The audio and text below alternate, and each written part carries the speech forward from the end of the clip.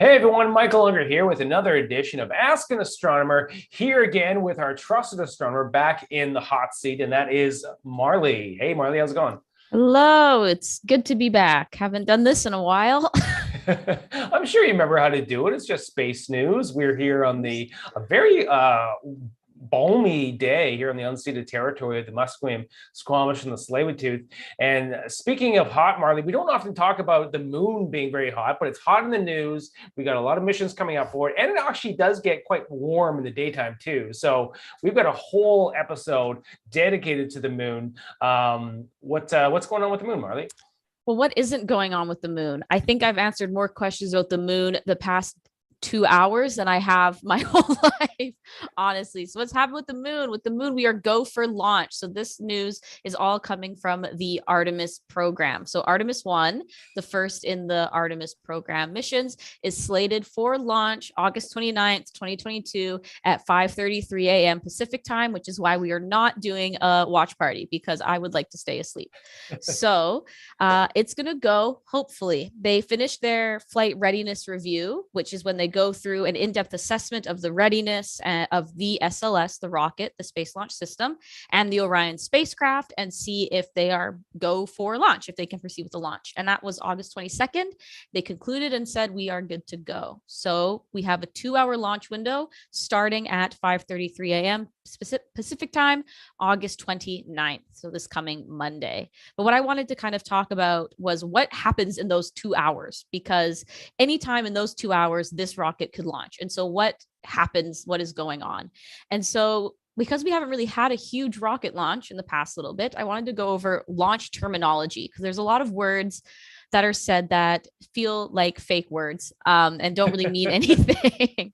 And so what you'll hear during some of the terms you'll hear is L minus, T minus, and holds during the launch countdown. So L minus is how far away we are from liftoff in hours and minutes. T minus is how far away we are from a specific sequence of events that are built into launch countdown that bring us to liftoff. And a hold is pauses in the countdown. So during planned holds, the countdown and T time stop, but L time continues. So it's like built into the L time, these planned holds. And they do pauses in the countdown. Some of them are planned, some of them can be unplanned. If they get a error or something comes up, they'll just pause the clock and figure out what's going on. But some of them are just planned holds. So they can catch up, reevaluate, do what they need to do in time. Okay, so in my head, because I have heard this many times when I'm watching launches, T minus, and then start the countdown. In my head, I was like, oh, T minus just mean time minus or something like that. Is that right? And now I see L minus. Do these letters mean anything? So L is like liftoff, and Oh, okay. T is also like I've used T as T minus before, but it's more like I don't know how would you say, like technical minus, like a term. They have a specific technical sequence of events, so that might be what that T stands for. So when you hear T minus, you usually don't hear like T minus 3 hours for a rocket launch. You hear T Right. minus 10 minutes, right? And that's when T time really kicks in for like 3 hours, 5 hours before launch. You usually hear L minus 5, so 5 hours until liftoff. So T minus really is for a specific moment, a specific set of time. Right. And you often use, like it's T minus, a couple hours before bedtime. And I'm always saying that to no one as I'm getting ready to go to No. bed. Oh man. I guess, yeah. Well, the other launch terminology I want to talk about isn't just with the launch itself, but it's with the rocket. So this rocket actually has a lot of different bits that make it up, and different things happen to different stages at different times in the countdown. So you have your core stage, which is the big orange bit that reminds me of the parts from the space shuttle, right? This big Mhm. orange thing, and that holds liquid hydrogen and liquid oxygen that fuel the RS-25 engines. A cool thing about the RS-25 engines is that they are actually engines previously flown on old space shuttle missions that Oh, have been really? updated to fly on this, which I thought was very cool. And then on the side, you have these solid rocket boosters that are part of kind of the main stage. You have a launch vehicle stage adapter, an Orion stage adapter. So this is like the puzzle pieces that connect all the stages to the next stage, to the next little piece that comes after. And then you have the Orion multi-purpose crew vehicle. So in this case with Artemis 1, inside of this multi-purpose crew vehicle is the Orion capsule. And that will have no people on it. It will have other stuff that we'll talk about later. But with Artemis 1, it's an uncrewed mission. So we really are just testing all of the technology that's gone into this, building this rocket, building this space launch system, and the Orion capsule, everything that's been updated with it. Okay, so these rocket boosters, just to give people a size comparison, because these are the biggest rockets and the biggest boosters that we have built since Apollo. So are they comparable to Apollo? They are actually, so it's the rocket itself is slightly shorter than the Saturn V rocket. So it's actually a bit smaller, but it makes up for that in power. Like it's a much more powerful rocket. So the SLS can deliver 4 million kilograms worth of thrust. So an incredibly large force, which is 15% more than the Saturn V's. And so because it has more thrust with it, it's able to bring more cargo. So it can bring 27,000 kilograms more cargo to the moon than the Saturn V was able to. So what it lacks in size, it makes up for in power of the rocket. Right. Yeah. So if everyone's ever visited our gallery space, we actually have one of those boosters in our gallery space. So it'll be comparable to that. But these ones do seem much more efficient. They are just better. Our technology has gotten better, so we can make better stuff. And so with that comes a bit of more advantages. Okay, so what happens, like we're talking about the countdown and we're talking about is basically a whole weekend event, Yes. Even though Monday morning is the actual liftoff, but there's a lot that goes on before that. Yeah, so it's a huge endeavor to launch a rocket. You have to consider a lot of things. A lot of things have to work perfectly. And the launch team arrives 46 hours, 40 minutes before the scheduled launch. So the opening of the window. So 5:33, all these times I've put in is assuming we launch at 5:33 a.m. Monday, August 29th. So they would arrive at 6:53 Pacific time on Saturday, August 27th in the morning. They arrive, and that's when the countdown begins. We're officially now on the clock as we go. So the countdown begins, and then a ton of other stuff happens that is kind of not fun to watch because it's just filling up water tanks for sound suppression. It's like preparing for vehicle loading. They turn on the Orion spacecraft, like lots of small things that aren't fun to watch. Then the next kind of big moment is Sunday, August 28th at 7:53 p.m. Pacific time, or L minus 9 hours, 40 minutes and counting. So the and counting means that the clock is still running. This is where we have our first hold, our built-in 2.5 hour hold. So they hold for 2 hours where they check the weather, they check a bunch of other stuff, and they decide during this time whether or not they are going to tank the rocket, which means whether or not they're going to fuel the rocket to fill up that core stage and fill up the rocket boosters is when they decide whether or not that's going to happen. If it does happen, that brings us to L minus 8 hours and counting, where the core stage is chilled because it has to be cold for oxygen and hydrogen to be at a liquid. Their liquid state actually is very, very cold in temperature. And so once it's chilled, the fueling begins for LO2 and LH2. And the reason I have that in red is because this is the part where I feel like if there's going to be a problem, we're going to encounter it here. Or in any of the places I've marked in red, because during the wet dress rehearsals for this rocket, they never actually fully completed a wet dress rehearsal. The last one they did, they got about 90% of the way through and they aborted it about 20 seconds early because of leaks in the LO2 and the LH2 tanks and the umbilicals, which are the cords that bring it from the fueling tank to the rocket. And so hopefully those have been fixed. I assume they have been because the flight readiness review went ahead. But this is where, if there are going to be problems, I'm worried it would be in here because we've had past problems with the fueling and there being leaks, which would lead to a scrubbed launch, and which would mean we'd have to launch a different day. Now, is this timeline, has this been pretty much the same since the beginning of when we've been sending up rockets? Has the procedures improved, more efficient, more time to check things? They change. So every time something bad happens on the launch pad, the procedures change.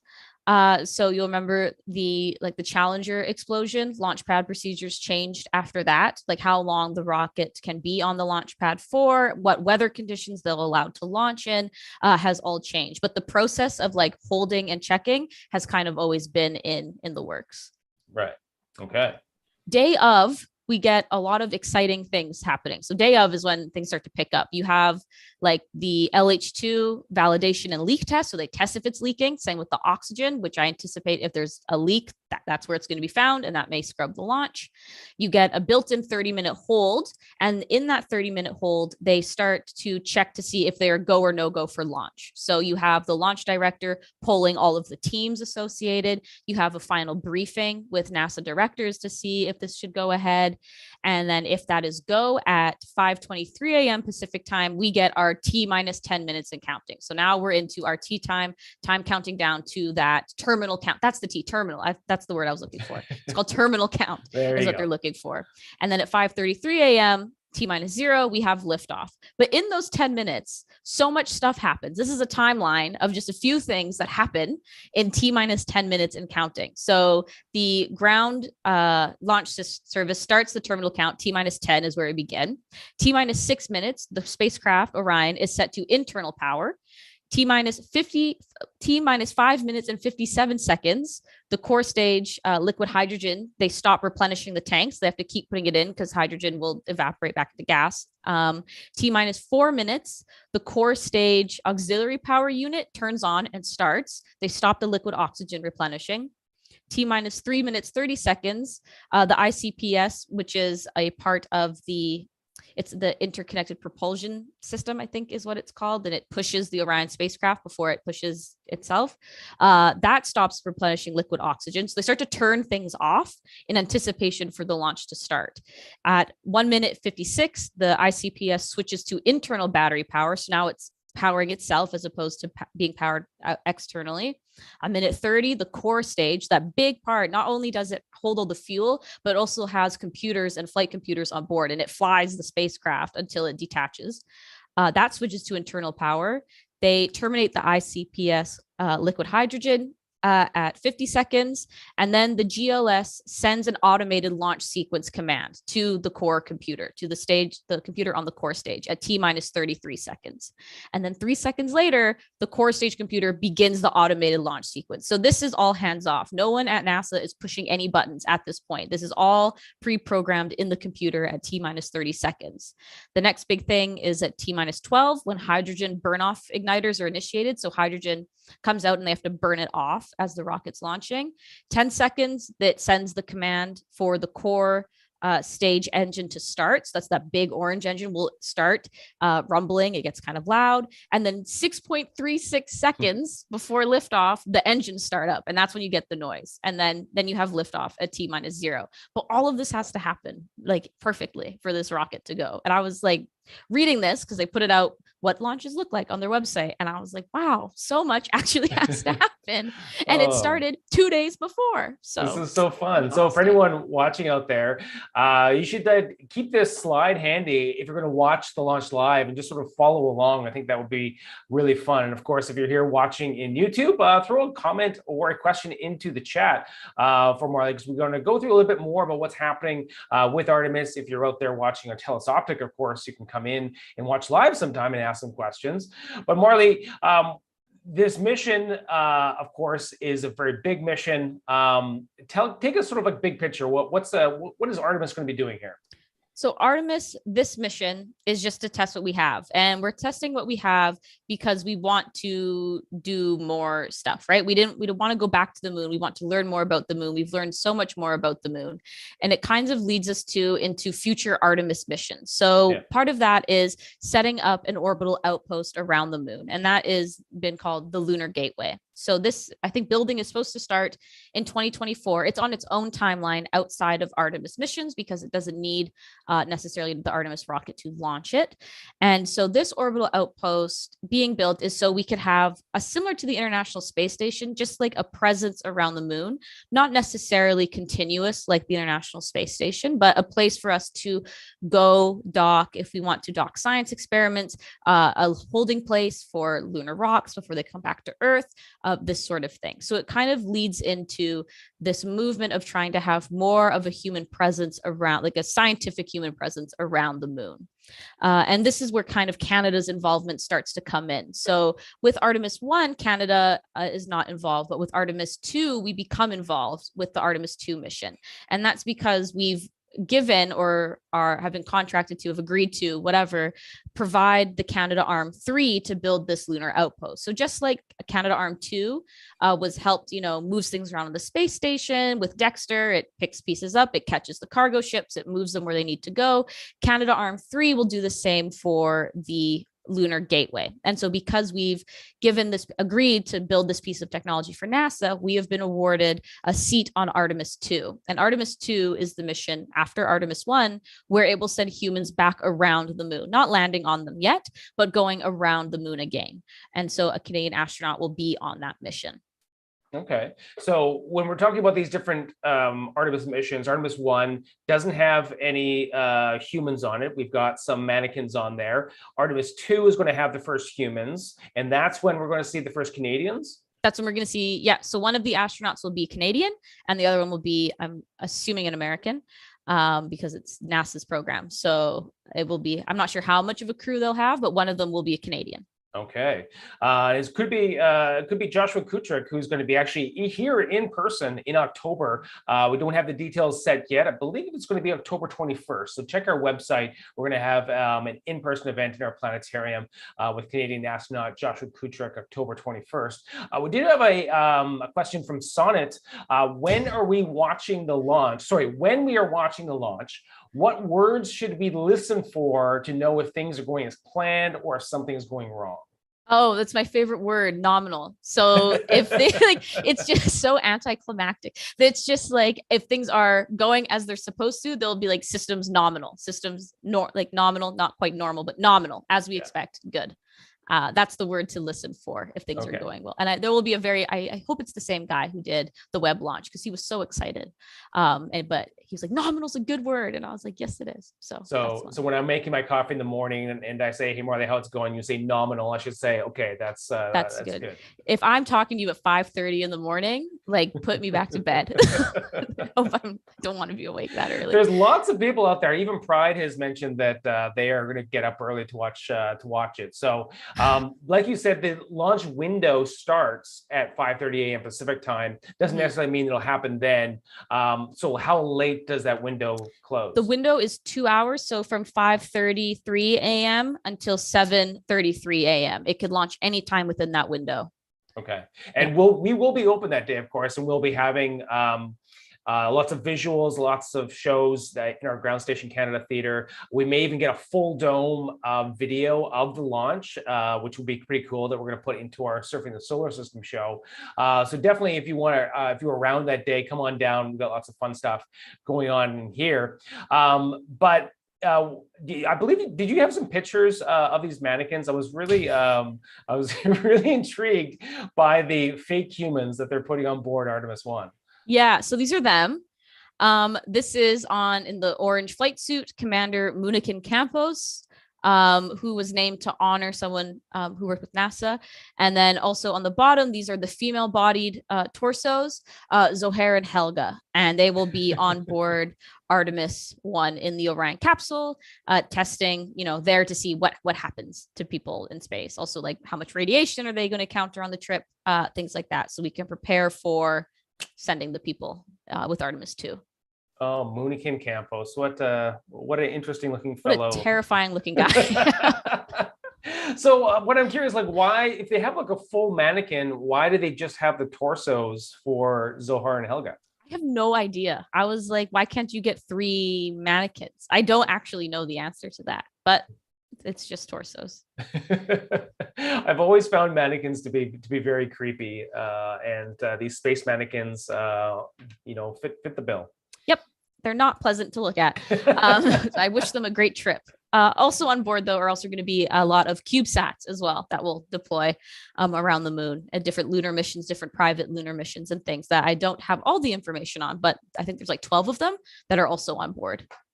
cool. Yeah. So of course, the big mission, of course, is building the Lunar Gateway, but also we are going to the moon as well. And so this is a big deal, and we have to eventually figure out where we're going to land. So you've got some news on that, on some locations, Yes, right? I do. So this ties into Artemis 3. So those are like, I don't know, the big three. There could be more after 3, but so far we have Artemis 1, uncrewed, Artemis 2, people orbiting, Artemis 3, people landing. And so they came out with 13 possible landing sites for landing locations with multiple landing sites in each of the 13.